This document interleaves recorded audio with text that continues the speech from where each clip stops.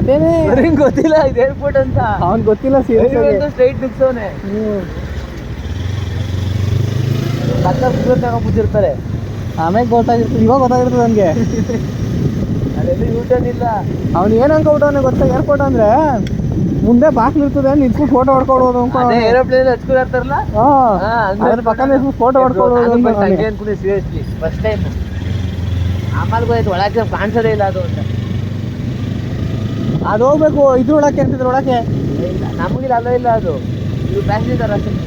ಈಗ ಪ್ಯಾಸೆಂಜರು ನಾವು ಮಾತ್ರ ಟಿಕೆಟ್ ತಗೊಂಡು ಹೋಗ್ಬೋದು ಬ್ರೋ. ಟಿಕೆಟ್ ತಗೊಂಡು ಇಲ್ಲ, ಈಗ ನಾನು ಹೋಗ್ಬೇಕು ಅನ್ಕೊಂಡಿದ್ದೀನಿ ಅಲ್ಲಿಗೆ ಸೌದತ್ತಿಗೆ ಧಾರವಾಡಕ್ಕೆ. ಇದೆಲ್ಲ ಅದೇ ಬಾಳು. ಒಂದು ರೌಂಡ್ ಬಂದು ನಿಂತವ್ರೆ.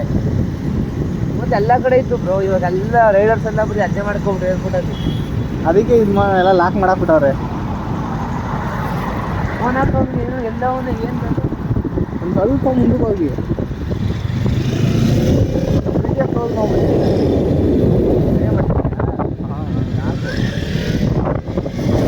ಮಾಡಿದ ಕೆಲಸ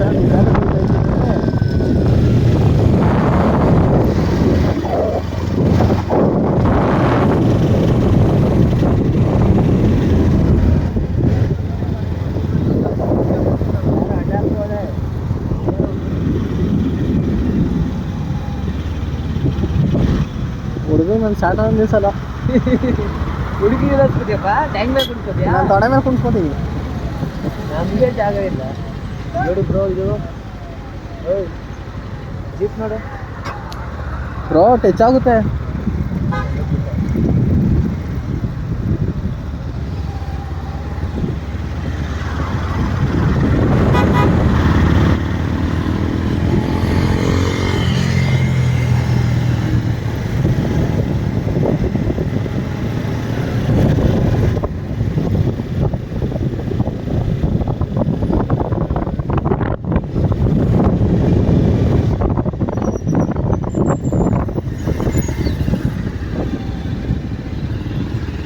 ಒಳಗೆ ಹೋಗ್ತೇವೆ, ಹಾಚ್ಕೋಗೋಡಿ ಬ್ರೋ, ಎಕ್ಸಿಟ್ ಆಗು.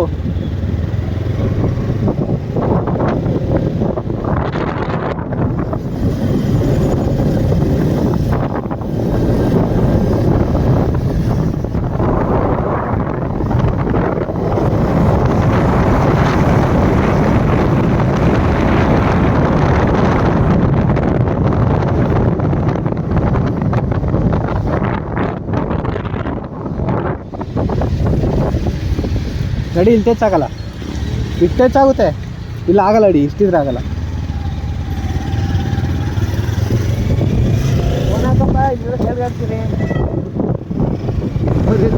ಏನೋ ಒಂದು ಏರ್ಪೋರ್ಟ್ ಲೊಕೇಶನ್ನೇ ಗೊತ್ತಿಲ್ಲ. ಅಲ್ಲ ನುಗ್ಸ್ಬಿಟ್ನಲ್ಲ, ನಾನು ಯಾಕೆ ನುಗ್ಸ್ತವನೆ ಅಂದ್ಕೊಂಡೆ. ಅದೇ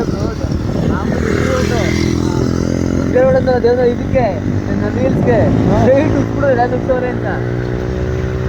ಸೈಡ್ಗೆ ಹಾಕಿಲ್ಲ.